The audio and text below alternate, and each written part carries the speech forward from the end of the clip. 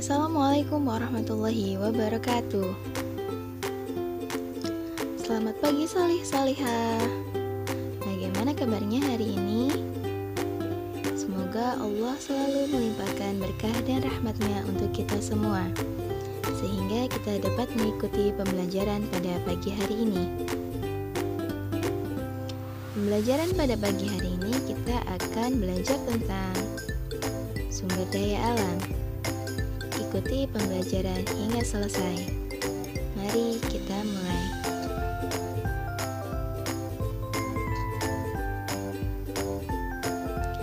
Apa sih sumber daya alam? Sumber daya alam adalah segala sesuatu atau kekayaan alam yang dapat dimanfaatkan oleh manusia. Hal tersebut ada 3 macam. Yang pertama yaitu sandang,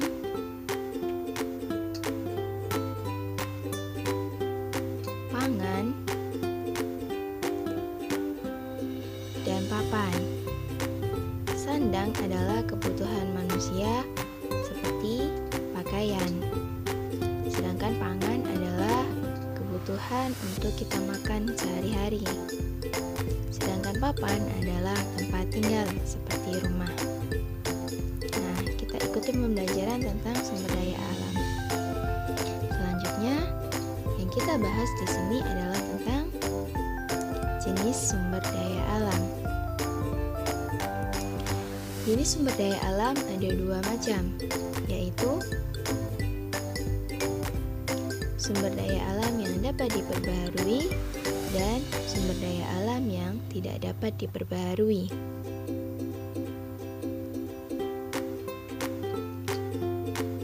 Sumber daya alam yang dapat diperbarui adalah sumber daya alam yang akan ada terus-menerus dan cepat pulih kembali.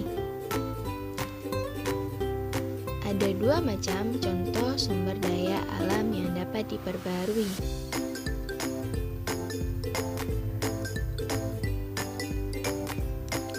Ada hayati dan non-hayati. Sumber daya alam yang hayati adalah sumber daya alam yang hidup. Contohnya adalah hewan, manusia, dan juga tumbuhan. Sedangkan sumber daya alam non-hayati contohnya adalah matahari dan air. Atau dengan kata lain, non-hayati adalah bukan makhluk hidup atau benda mati. Yang selanjutnya kita bahas adalah tentang sumber daya alam yang tidak dapat diperbaharui. Yang dimaksud sumber daya alam yang tidak dapat diperbaharui yaitu sumber daya alam yang dapat habis dan proses pembentukannya kembali memerlukan waktu yang sangat lama. Ada 3 golongan. Pertama adalah energi, mineral logam, dan yang terakhir mineral non-logam. Contohnya adalah untuk energi sendiri adalah batu bara. Batu bara memerlukan waktu jutaan tahun. Asal dari batu bara adalah tumbuhan fosil berjuta-juta tahun lamanya. Yang kedua adalah mineral logam. Contohnya emas merupakan barang tambang yang cara pengambilannya cukup sulit karena berada hampir di perut bumi. Dan yang ketiga yaitu mineral non-logam. Contohnya adalah minyak bumi.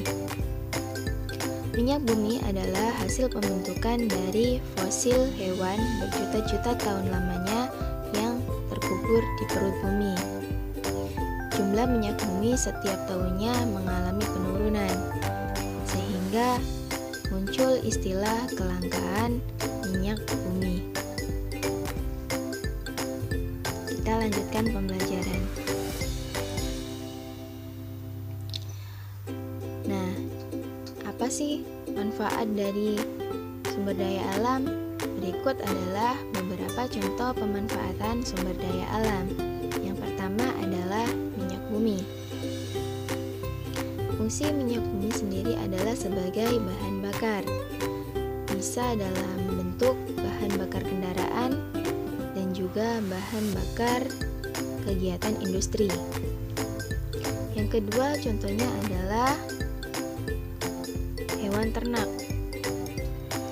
Hewan ternak itu kita manfaatkan sebagai konsumsi. Contohnya ada sapi. Sapi kita manfaatkan untuk diambil daging dan juga susu. Ada juga yang digunakan untuk mengangkut benda-benda berat. Yang ketiga adalah matahari. Matahari adalah sumber energi terbesar bumi. Banyak sekali manfaat untuk matahari. Contohnya adalah untuk mengeringkan baju, mengeringkan ikan, dan juga untuk makanan dari tumbuhan melalui proses fotosintesis. Yang keempat adalah air. Air adalah sumber kehidupan. Tanpa air, kita tidak akan bisa minum maupun mandi. Sedangkan yang terakhir contohnya adalah tumbuhan. Fungsi tumbuhan adalah penghasil oksigen yang kita gunakan untuk bernafas dan juga menghasilkan buah untuk kita makan. Nah, kita lanjutkan pembelajarannya. Nah, yang harus kita perhatikan di sini adalah jangan sekali-kali menebang secara liar. Karena jika kita menebang secara liar, hutan akan menjadi gundul sehingga banyak oksigen yang berkurang serta beberapa hewan akan kehilangan tempat tinggalnya. Banyak sekali bencana alam yang akan terjadi. Yang kedua yaitu tidak mencemari lingkungan dengan cara membuang sampah pada selokan. Nah, jika sampah tersebut menyumbat selokan, maka akan terjadi banjir. Dan yang terakhir adalah tidak memburu hewan. Hewan kita biarkan bebas berada di hutan karena untuk menjaga kelestarian kehidupan yang ada di hutan. Jadi jika hewan tersebut diburu akan menjadi kepunahan. Nah, apa yang harus kita lakukan? Yang kita harus lakukan adalah hal berikut. Yang pertama yaitu melakukan reboisasi. Apa itu reboisasi? Reboisasi adalah penanaman kembali hutan yang gundul. Yang kedua yaitu membuang sampah pada tempatnya. Nah, dengan membuang sampah pada tempatnya, menandakan bahwa lingkungan kita akan menjadi lebih bersih. Dan yang terakhir yaitu membuat undang-undang anti perburuan. Nah, jika kita membuat undang-undang anti perburuan, maka kita dapat menyelamatkan satwa-satwa yang dilindungi agar terhindar dari kepunahan. Nah, sangat mudah kan pembelajaran pada pagi hari ini? Mari kita lakukan evaluasi pembelajaran. Nah, kerjakan 5 soal berikut di buku tulis kalian. Kerjakan dengan soal ya. Jangan lupa dikerjakan secara mandiri. Insya Allah jawabannya juga ada dalam video yang sudah kita ulas. Mudah bukan untuk pembelajaran hari ini? Semoga menjadi ilmu yang bermanfaat untuk kalian. Kurang lebihnya saya mohon maaf. Saya akhiri di sini. Selamat belajar anak saleh salihah. Saya akhiri. Assalamualaikum warahmatullahi wabarakatuh.